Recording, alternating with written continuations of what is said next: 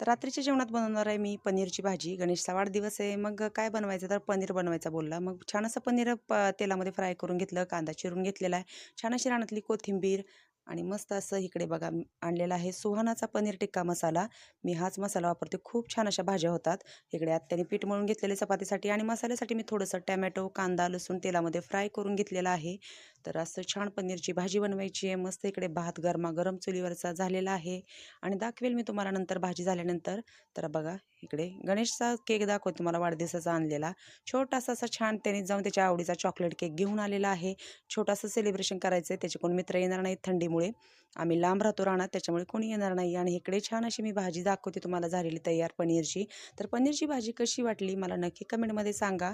तर असं छानसं छोटंसं सेलिब्रेशन आम्ही केलं होतं गणेशच्या वाढदिवसाचं. बघा भाजी किती छान अशी मस्त झालेली आहे. गरमागरम भाजी तयार झालेली आहे. आता बनवते चपात्या.